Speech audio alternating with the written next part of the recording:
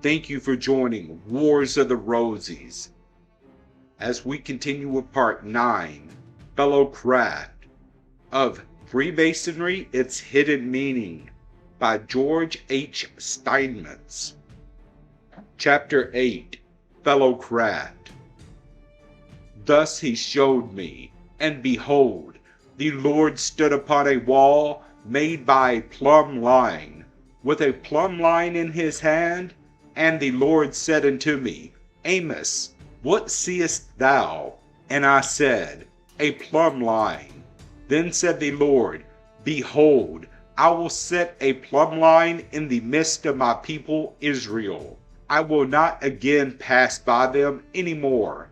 Amos 7:7 and 8. As in the preceding degree, we should continue to carefully analyze words whereby we may arrive at the exact meaning intended. Fellow, companion or associate, one of the same kind, or in the same position with others and equal. Craft, in the sense used, is a contraction of craftsman, who is defined as one who practices a certain trade, especially a skilled and artistically inclined worker. In the light of the foregoing, a fellow craft may be defined as a companion or associate of others in the same position, practicing a certain trade and being especially skilled and artistically inclined. One who has not learned the spiritual meaning of the degree of entered apprentice and applied the knowledge in his daily life has not attained to a level of spiritual consciousness where he may comprehend the lesson of the degree of fellow craft and benefit therefrom. In the language of the lodge, he has not made suitable proficiency in the preceding degree. In commenting on the mysteries is discussed the emphasis which was placed on the necessity of making suitable proficiency in the preceding degree before the neophyte could advance. Here a similarity is discovered. In addition to the questions asked in the preceding degree, the interrogator demands to know if the candidate has made the necessary progress. In early times, when all business was transacted in the entered apprentice lodge, and apprentices might attend those meetings, an apprentice might remain in that degree for a year before being passed. Thus he learned the workings of the lodge, became acquainted with its peculiar language and such of the symbology as he understood. He truly made suitable proficiency. Our modern lodge might well return to such practice. It is true that such procedure might result in less members, but inversely, the order might thereby make more masons, which is the avowed intent. The scripture quoted in this degree was not taken from the Bible merely by chance because it mentions a plumb line, one of the working tools of a fellow craft. As in all things Masonic, there is a definite reason for this particular passage of scripture. It may be more understandable if we quote from another translation rather than the King James Version, which is used in the lodge. In 1853, Rabbi Isaac Leeser, feeling the need for a direct translation of the Old Testament from the original Hebrew to English, for the benefit of the many Jews who no longer could read Hebrew, completed such a work. This passage is hereafter quoted from his translation, together with his comments on the meaning of the passage. Thus he showed me, and behold, the Lord was standing upon a wall, made by a plumb line, and in his hand was a plumb line. And the Lord said unto me, What doest thou see, Amos? And I said, A plumb line. Then said the Lord, Behold, I will set a plumb line in the midst of my people Israel. I will not further indulge them any more. Leeser's comments, meaning as a builder erects his wall straight by the plummet, so shall Israel be dealt with after the strict line of justice, with no longer indulgence for their crimes, no further indulge them, more specific than pass by them anymore or overlook their transgressions. The entered apprentice degree is material, instructions on the cyclical plane not having as yet been received. The apprentice cannot be held wholly accountable for his conduct. He is granted a certain amount of indulgence, and some of his errors of both commission and omission are passed by or overlooked. Now a definite change is to take place. He is given additional instruction and information. Intellectual reasons with his mind can weigh and either accept or reject. He will be personally accountable for his future actions in the light of his newly acquired knowledge. Therefore, he will be dealt with by the strict line of justice. His sins will not be overlooked. I will not again pass by them anymore. Even the preparation of the second degree is symbolical, while the first degree pertains to the development of the physical man.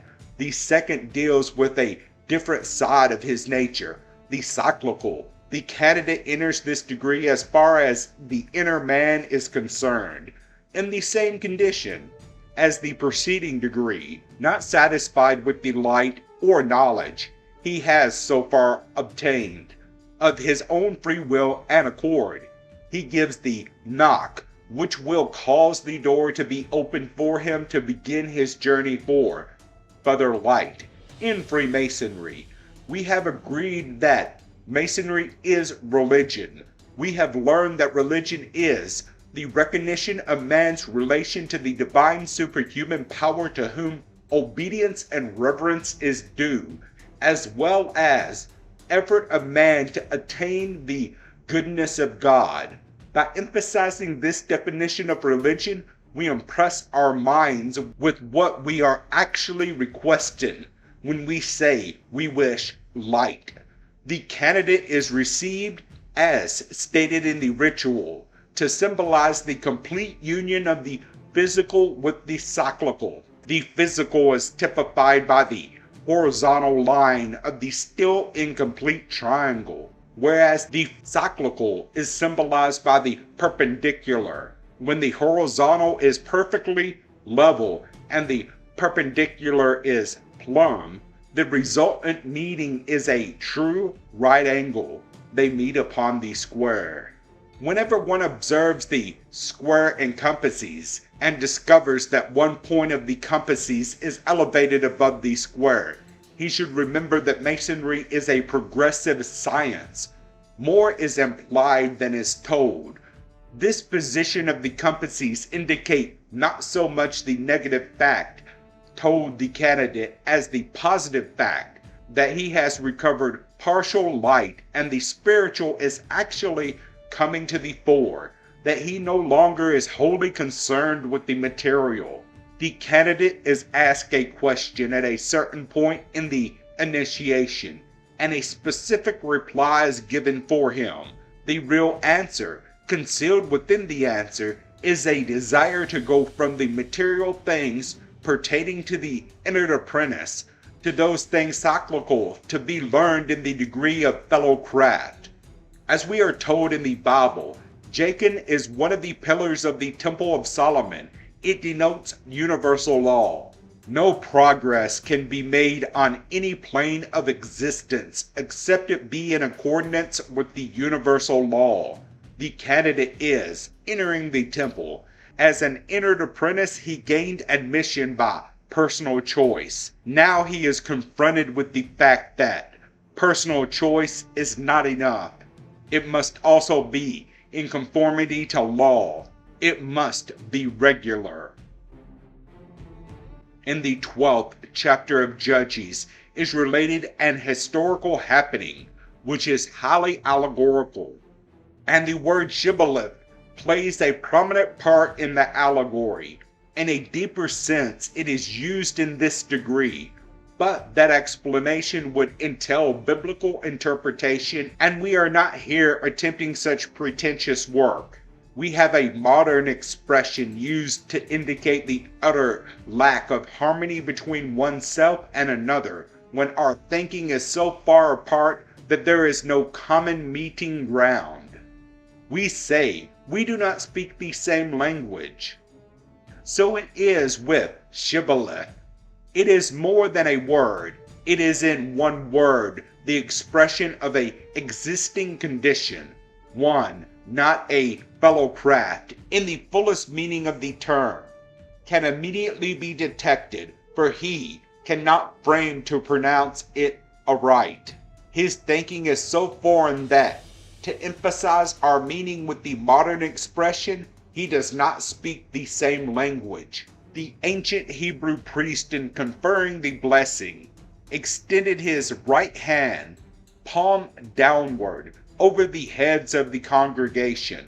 He held his left hand partially aloft. The left hand aloft signified he was receiving the blessing from God. The right hand outstretched, that he was passing the blessing onto the congregation. It must be taken into consideration that the Hebrew priest, unlike the Roman Catholic priest, was never claimed to be the representative of God on earth. He was only the intermediary between God and the children of Israel, the go-between. When the locale of the fellowcraft degree is recalled, it may be helpful to our explanation if we refer to the priest as the middle man. This is the psychic degree. The ancients taught that mind was the result of the entrance of the spiritual into the material. The scripture used in the entered apprentice degree states, "There the Lord commanded the blessing, even life forevermore." This blessing was symbolically received by the one hand and conferred with the other.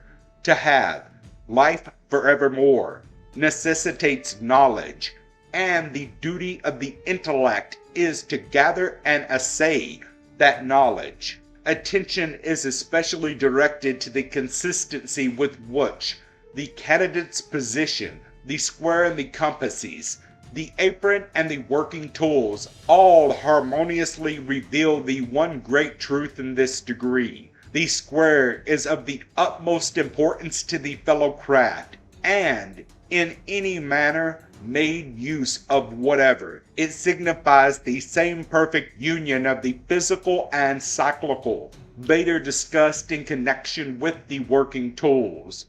No longer a bearer of burdens, the fellow craft need not wear his apron to protect his clothing. He has departed from the material.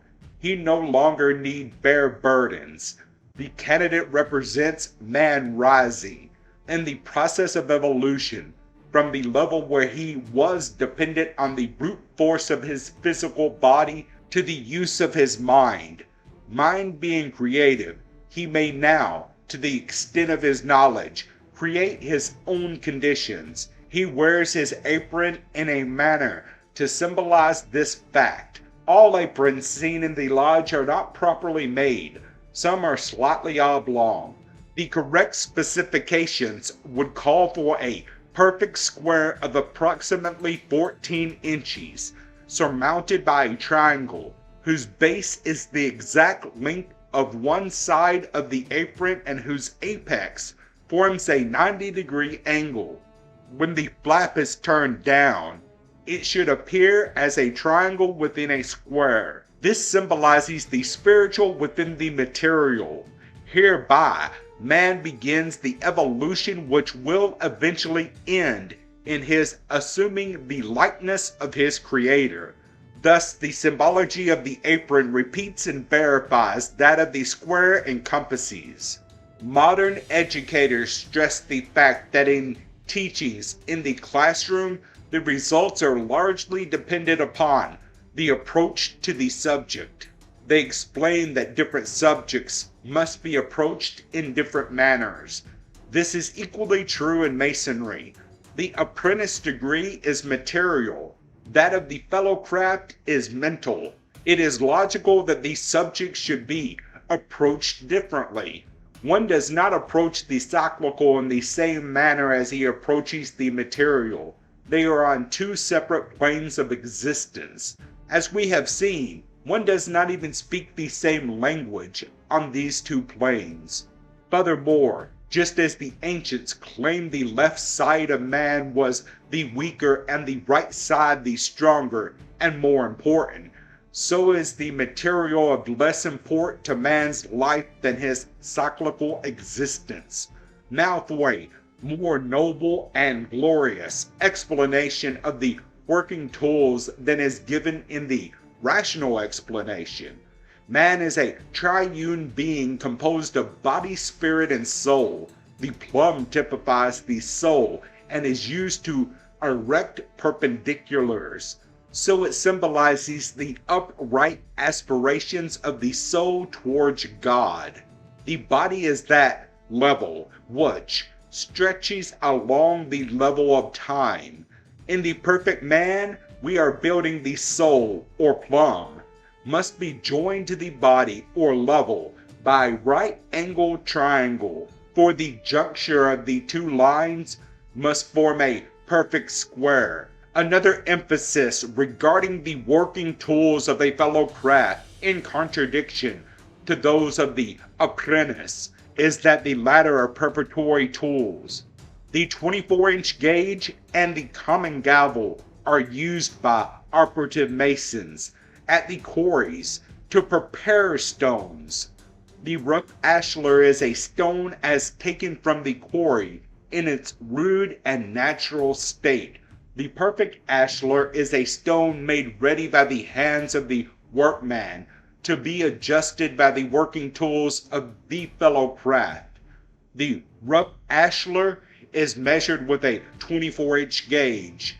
Its rough corners are broken off with blows from the common gavel, and as the perfect ashlar, it is sent from the quarries to the building site of the temple, where the fellow craft, with his tools, the plumb, the square, and the level, adjusts it into the structure. Reviewing the discussion of the apprentice's tools, we find the common gavel is used to divest our hearts and consciences of all the vices and superfluities of life, thereby fitting our minds as living stones.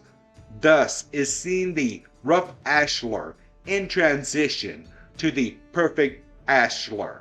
Not two stones, but one, and that stone is the individual. In the proficiency examination, the fellow craft is not asked if he is a mason. This question is differently phrased, and his answer is significant. A square is an angle of 90 degrees or a perfect angle, and it is consistent that a fellow craft should refer to it. Since the second degree deals with the cyclical, and as it is the purpose of the fellow craft to unite the physical with the cyclical in the perfect union, the degree of this attainment may be measured, or he may be tried, by the perfect right angle. Hence, the square is not only one of the principal working tools of his profession, but is the logical instrument whereby to measure his progress. As viewed from a material standpoint, the symbology is exact. A 90-degree angle may be obtained by using a square. It may also be made with the two other tools of the fellow craft, using the level to lay a horizontal and the plumb to erect a perpendicular. A perfect angle is formed. Phenomena that are true can be demonstrated by trial and error, and the necessary tools to test and prove his findings are furnished the fellow craft in the level and the plumb. He may use them to demonstrate the truth of the square. Thank you for watching, and please don't forget to share, like, subscribe, and comment. And if you can, please consider donating to Wars of the Rosies. Links to PayPal and Patreon are in the description. Thank you so very much.